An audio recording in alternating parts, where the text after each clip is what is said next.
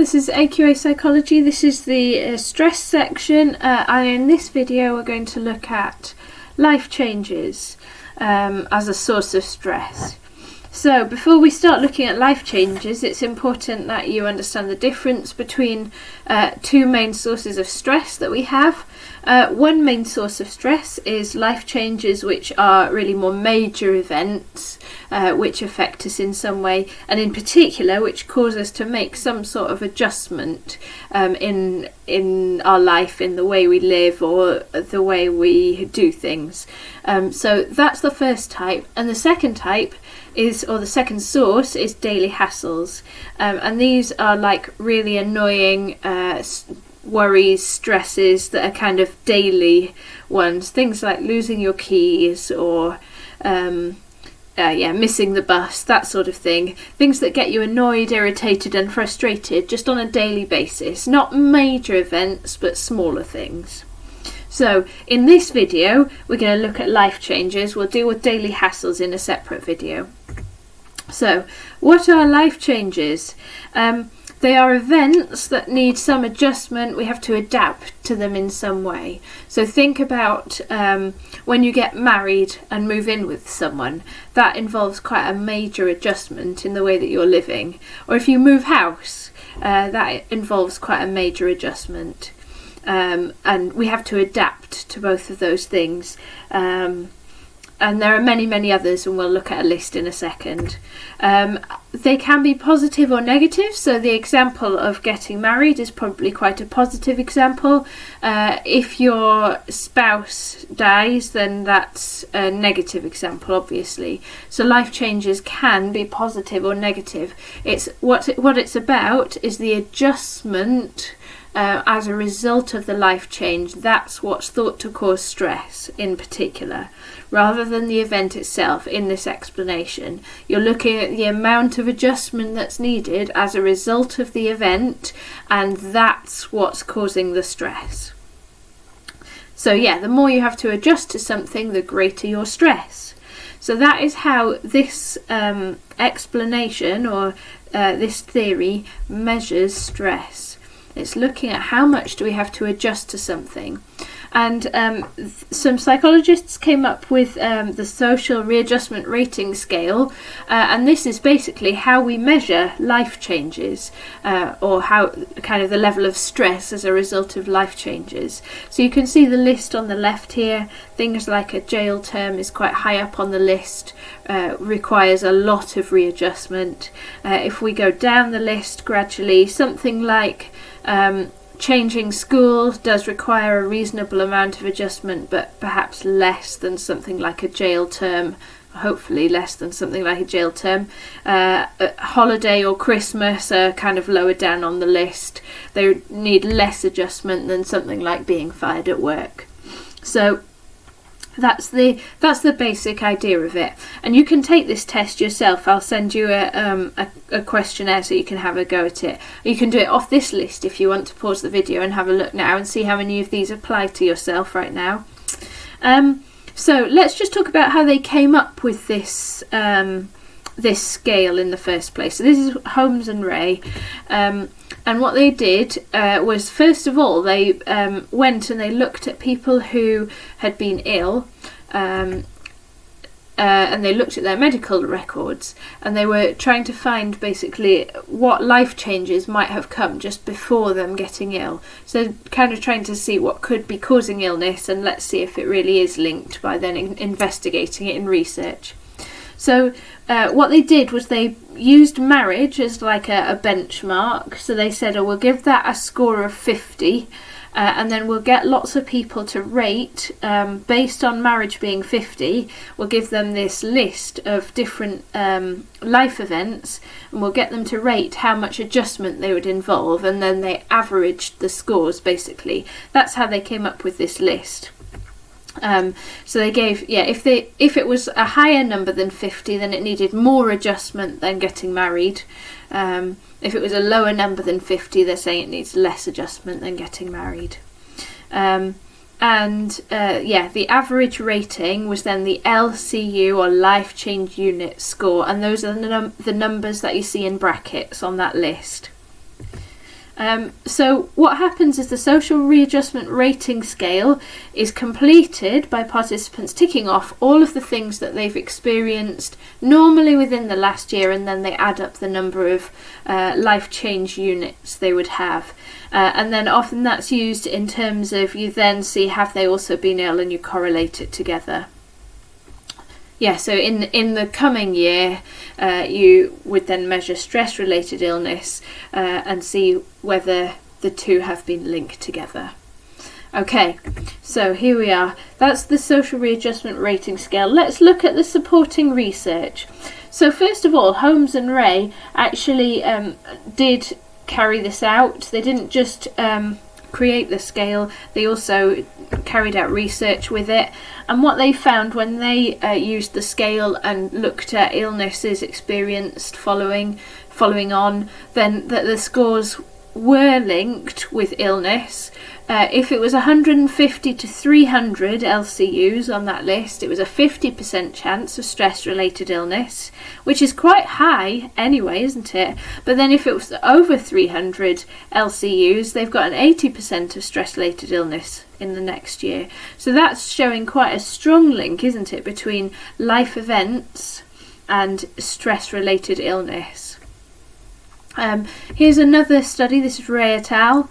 And Ray et al. Found a correlation. This was a really, really big study. This looks like a really small correlation, doesn't it?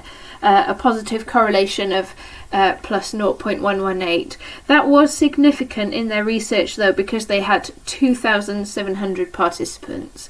So the more participants you have, the more that you're able to find significance with relatively small correlations. So they have, in this case, found a significant positive correlation between LCU scores and illness.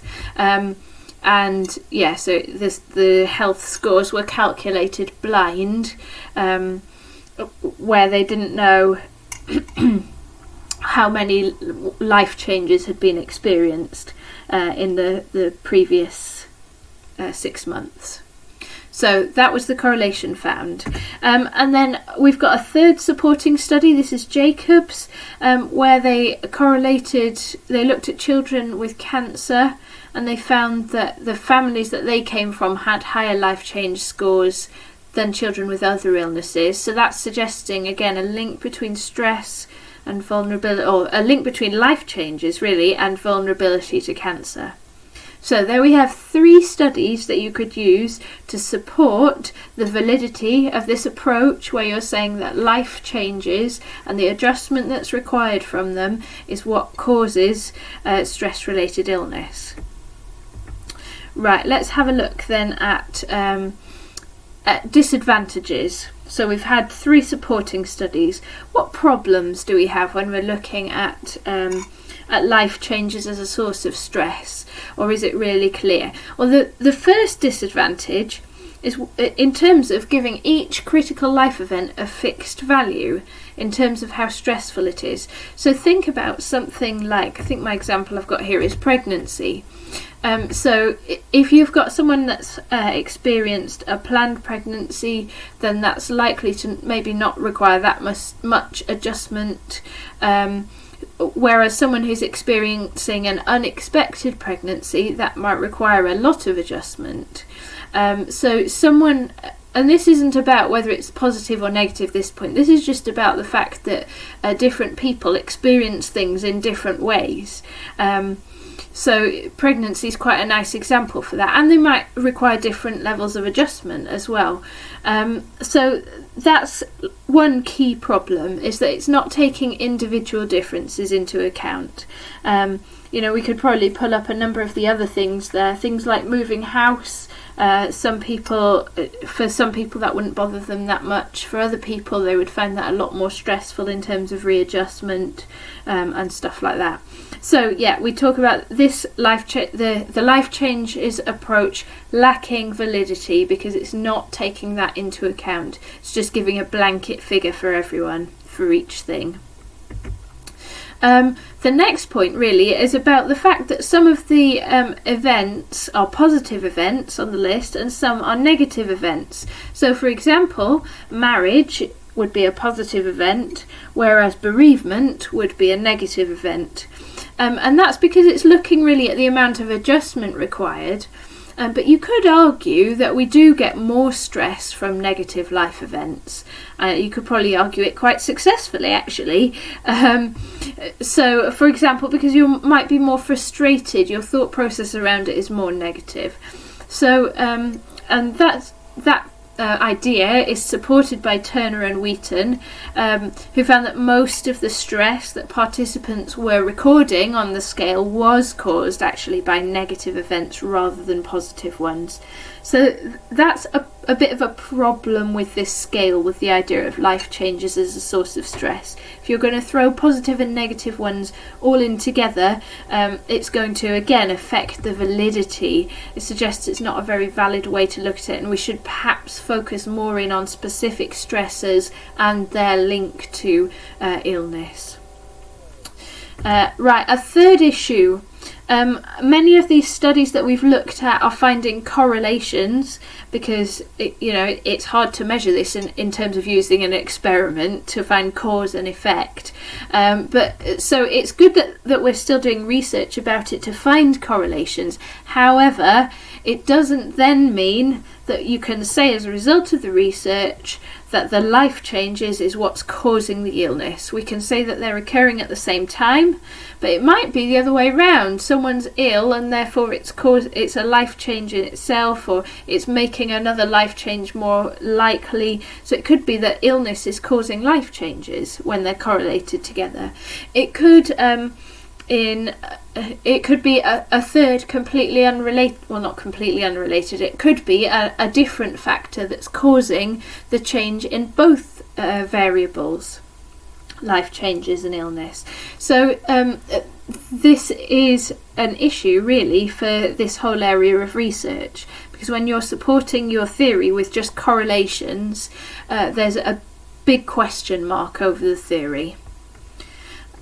Right, fourth issue that we have in terms of research here, that some of the sources of stress in our lives are not taken into account. It completely ignores daily hassles, and many people would argue that actually daily hassles are a greater source of stress than these life changes that need adjustment. And you can decide whether you think that, or what you think about this, by flicking back to your list of the social readjustment rating scale and those life events and looking down those, and then perhaps looking at a list of daily hassles, things that, or thinking about what stresses you on a daily basis, things like missing the bus or arguments with people in your household or whatever, and so you might decide that actually for you think daily hassles are more of a source of stress than some of those other things, and this idea actually is supported by research. DeLongis found that when they looked at married couples, that life events wasn't correlated at all to health, but that actually when they looked at in the same group of people daily hassles and when they were getting ill the next day, that had quite a high correlation, a high positive correlation, saying that there was a strong link between the two. So the scale doesn't take that into account at all. It's just taking into account life events.